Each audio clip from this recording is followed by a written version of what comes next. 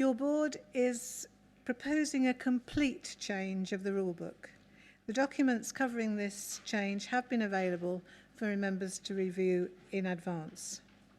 So now I'll pass you back to Ellen, who will take us through these amendments.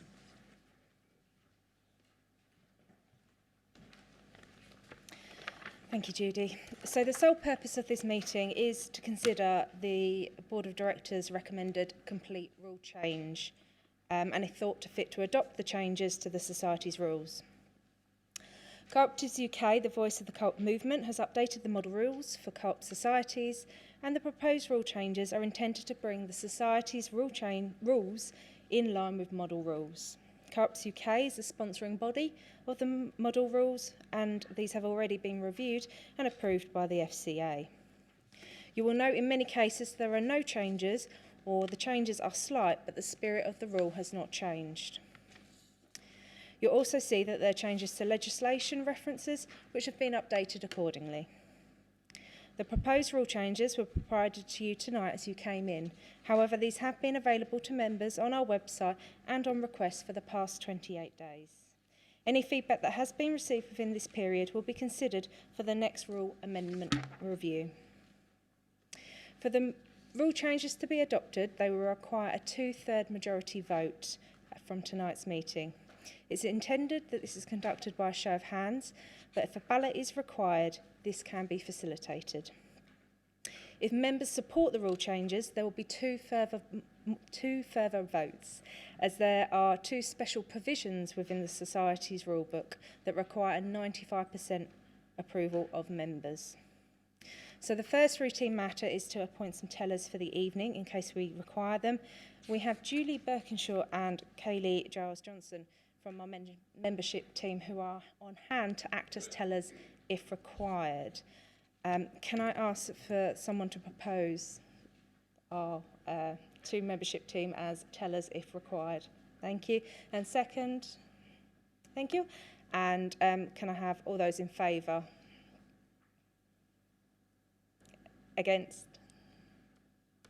And anyone abstaining? Okay, so now moving on to the actual rule changes. The first notable changes are on page 2 through to 5, which is clause 2, which has been introduced to provide definitions within the rulebook. It is common to have definitions at the start of an incorporation document. And just while I can see you all sort of moving around with the papers, we're working through the special meeting of members document, the big one. So I'll take you through there. The sections, values and principles, objects, powers, members, application of membership, termination of membership, shares, proceedings on death or bankruptcy of a member, which are all covered in clauses 4 to 31, are all consistent with the Society's existing rulebook. The organisation of the Society section, which is clauses 33 and 34, you will see that we are proposing to remove the Youth Council from our formal structure. I should be clear that this does not mean we are stopping efforts with engaging with youth. You will have heard from Kevin earlier at the interim meeting where he provided an update on the relationship with Essex Youth and Assembly and the other youth activities. By removing the formal Youth Council, we are acknowledging that we need to go out and engage with youth and not expect them to fit in within our formal structures. It should be noted that the terms of reference of the membership committee have been updated to specifically incorporate a youth engagement as a key function of that committee. The board section, clauses 35 to 37, sees the introduction of new clauses which detail the current position. Clause 35 that the board is accountable to members and the long-term success of the business, and risk management has now been included as an explicit clause. There is no material change to the Chief Executive and Management Executive section. The member section, clauses 39 to 41, have been updated, but remain consistent with the spirit of the existing rules. Members' rights have been updated into a succinct statement, which we hope makes it easier for members to understand what being a member actually is. There is no material change to the Secretary's role, Membership Committee or Members' Council sections detailed in clauses 40 to 43. Under the next few sections, there are a few changes within members' meetings, business of members' meetings, special members' meetings, calling members' meetings, and notices. In the terms of when members' meeting, in terms of when members' meetings can be held, the prescribed time after year end has been removed, although we would still intend to hold the AGM in May each year. It just provides us a little bit more flexibility. There is no longer a requirement to provide preliminary notices 56 days in advance, covered in clause 49, and the timescale for calling a meeting has been reduced from 28 days down to 8 in clause 53, reducing the cost and burden of actually calling a members' meeting. Our intention, however, would be to aim to advertise 28 days in advance. The member's voice has been strengthened, reducing the number of members required to call a special meeting from 100 to 50, and in clause 50, and also in clause 61, where 10 members can call for a ballot as opposed to 20. In the section composition of the board, resulting from uncontested elections, directors will be appointed for the term of office as opposed to 1 year. This removes the risk of a large churn of the board in any 1 year. Under Rule 79, this reflects the Cooperative Governance Code and is currently practiced within the Society. The board has agreed further that the year break in service also applies to the Membership Committee, a subcommittee of the board. Clause 80 consolidates the existing rules, which deals with vacancies and how they are to be filled. Clause 88 removes the requirement for directors to have served for 3 years before becoming chair. The chair is appointed by directors considering their knowledge, skills and experience. Under the remuneration and protection of directors section, clause 107 allows for a remuneration to be fixed from time to time as opposed to every 3rd year. The remuneration of the board still requires to be brought to members at a members' meeting for approval. Review every year would allow increases to be brought at a relevant time and in line with the current economic outlook. Under the section Member Committee, details of the composition have been removed as these are already covered under the terms of reference of the Membership Committee and Members' Council. Then from cooperative appointments, clause 115, through to the seal, clause 154, there is no material change. Under the dispute section, clause 155, this allows cease members to bring disputes within 16 months as opposed to 3. And the deposit required to raise a dispute has been reduced from £150 to £100. Under the section Interest on Capital, clause 156, the reference point has been updated from the Co-op Bank to the Bank of England, and the reference period reduced from 5 years to 2. The section Application of Profits, clause 157, through to the end of the rule book have no material changes. So before we move on for any type of approval, can I ask whether there are any questions from the floor, and if you can wait for Julie to have the mic at hand. Malcolm? Thank you very much indeed. I haven't got any challenges to the rules, and I would like to congratulate the officers and indeed the board for the excellent way they presented these documents. But I've got two questions. The first one relates to 36D. I should say I've given advance warning of my questions. 36C, do we still keep a risk register, and is it kept up to date? Now, I fully accept that it doesn't have to be in the rules, but it would be helpful to know how that rule is implemented. And the second question is on 39. It would be interesting to know what are the reasons why 8-10 of the old rules, B and D, have been dropped. Thank you. Okay. So, starting on risk, earlier this year, the Audit Committee's terms of reference and, in fact, title of that committee were changed. So it is now the Audit and Risk Committee for the Society, and the terms of reference of that committee now incorporates risk management. The committee reviews the risk register regularly at their meetings, and the risk assessments for the high risks are discussed by the committee, and then the board is kept up to date following that meeting. So yeah, there's a full process behind that. And then in terms of members, nothing's really been dropped, and I think what's important is some of the statements within the new rule. So that last sentence, in the ways provided within these rules. So there are catches elsewhere that will pick up the points that you feel that potentially have been missed from that one section. So the dividend on purchases is covered under the dividend area. Education of members is membership committee and the members council. So it's just picked up elsewhere and not necessarily in that one statement. Okay. And another question from Richard, please.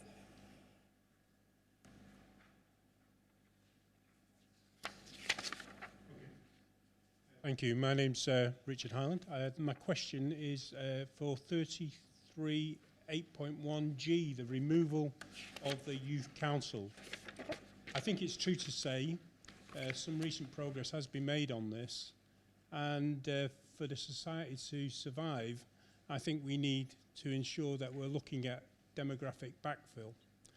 So my question really is, do we need to vote completely on these changes, or can we make an amendment to allow that G to stay in place? So we are asking for a complete rule change, so there are no amendments to what's being proposed tonight, but we can take on board that potentially that a member isn't happy with the Youth Council being removed, and it can be considered once again at a future edition. One more question.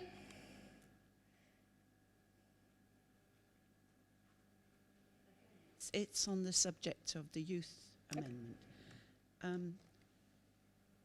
Is the reason then that this is taking place, removing it from that list, is it because it hasn't worked well, which seems to be implied in the third column? It has been several years since we've had a full composition from the Youth Council. We haven't had a formal meeting for some time. What we have learnt from that is trying to pull youth together for a formal meeting and expect them to do what we want them to do isn't necessarily the best way to engage with youth. We're actually better off working with groups that already engage with youth and learn from them, and learn how we can work with them to address the challenges that they feel. It's more about us working with them rather than them coming to work with us.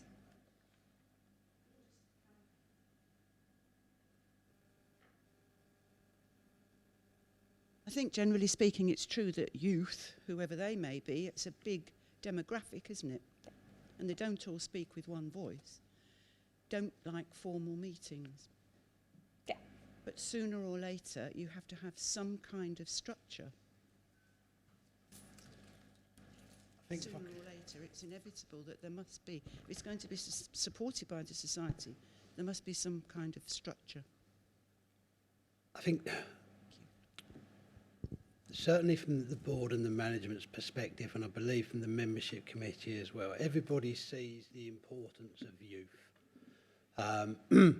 And obviously, to address your point and Richard's point, it's about, they are the future, and if we don't engage them, then where is the society in 10, 20 years' time?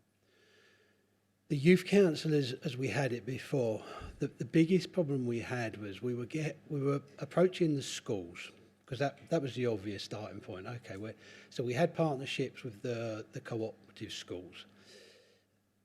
I think some of those individuals, and this is probably a sweeping generalisation, but I think it's true to say it was, that'll look good on my CV when I go to university. So we were getting people for a year, if we were lucky. Then we hit exam times and it's, oh no, nobody can come to meetings. And the school in the summer was so busy and they needed to send a teacher as well because of the whole adults and youth together. And it was just failing, and we felt it wasn't ticking the right boxes. I think the challenge that we've got is as Ellen said, yeah, we've been expecting them to come to us. They're not going to do that. And the biggest success I think we could see is we need to mimic possibly some of the comments that the older generation sitting here may recall. You talk to the older generation, I remember my mum's divvy number, I remember my gran's divvy number. And that's why some of the people are smiling in the audience, but that's why some of them, clearly by those grins, are sitting here today, because they had cooperation ingrained in them from a very early age through shopping in the shops, going to the shops, remembering gran or mum's divvy number. What's your divvy number? 1, 2, 3, 4, 8. Or sticking the stamps in. As I was a kid, it was, can I stick the stamps in, mum? Yeah. But that's how people have been brought into, and that's what we need to find, what the present day answer to granny's divvy number or sticking the stamps is. And that's where only when we harness that and find out what that answer is today will we crack youth, in my opinion. So I don't think the Youth Council is the way to go, but we need to find, as I say, the model equivalent of stamps and divvy number. Standing here today, have I got a solution to that? No, but it's a challenge that as a management team we need to face into, and the board want us to face into. And I think some of the work Kevin and his team are doing, getting out there, should begin to get that word of cooperation, cooperatives out there. But that's just the tip of the iceberg in terms of where we need to go. So hopefully it addresses some of your concerns, that we're not ignoring it. We've put it in there because at the moment we believe, by putting it in the rule book, we're falling foul of it every time. And that a group of 10 people is not going to give us what we need of delivering youth into cooperation for 5 years, 10 years, 15, 20 years' time. So hopefully that just assures you that we do recognise how important it is, and we know what we need to do. It's just how we do it that we're struggling with at the moment.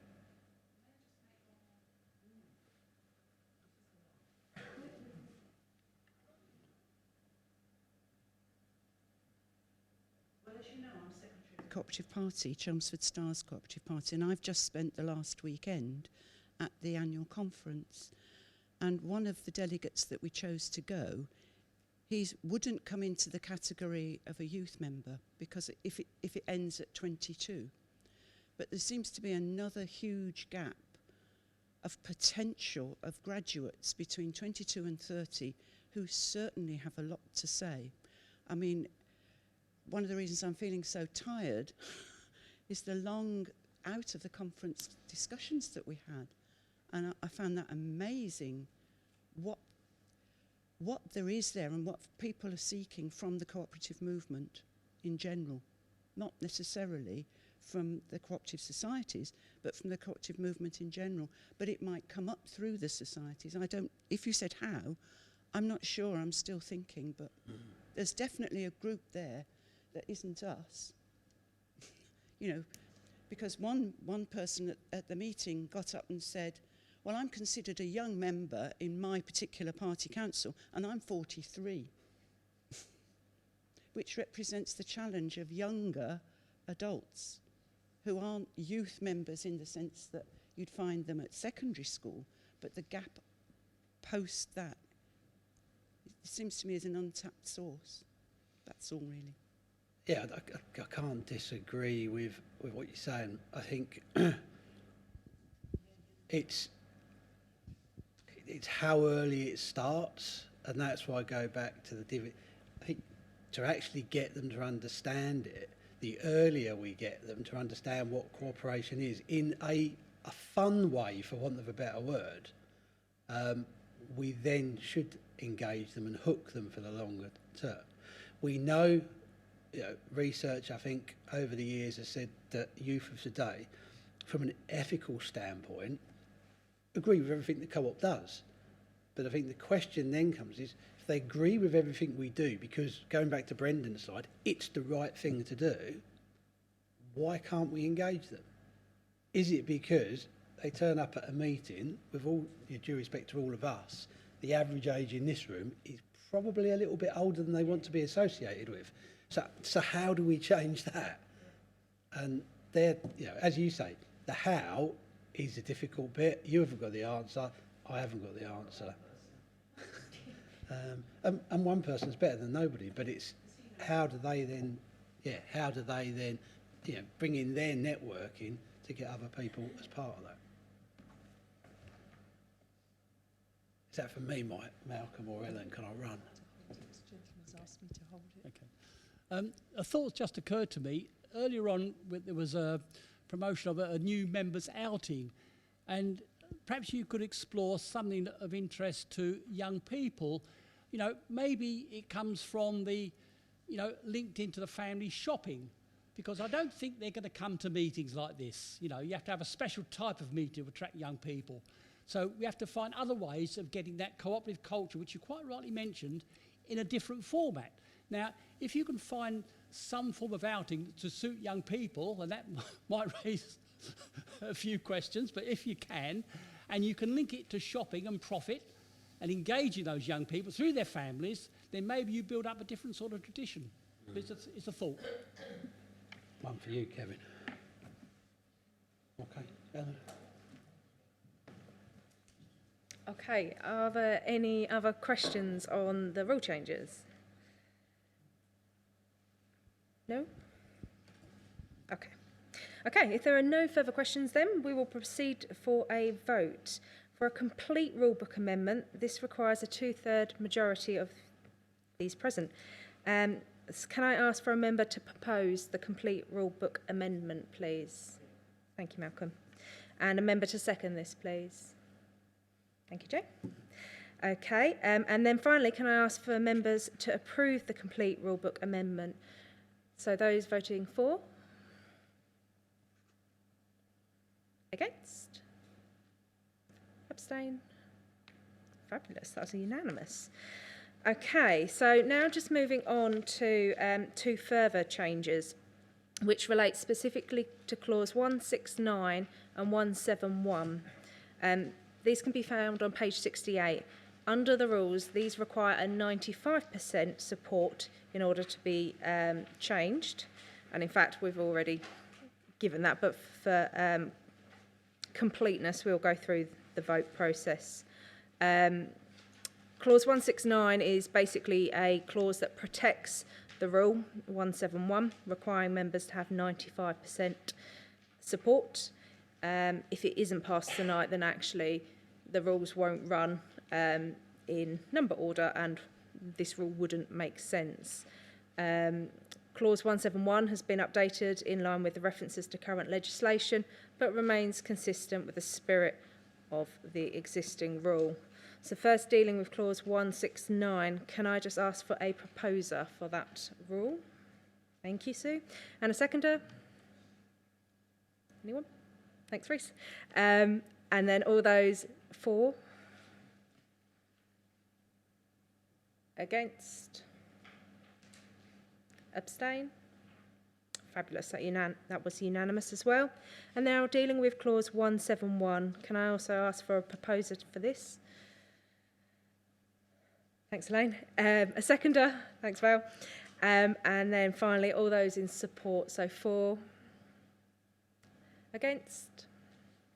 And abstain? Excellent, that was unanimous.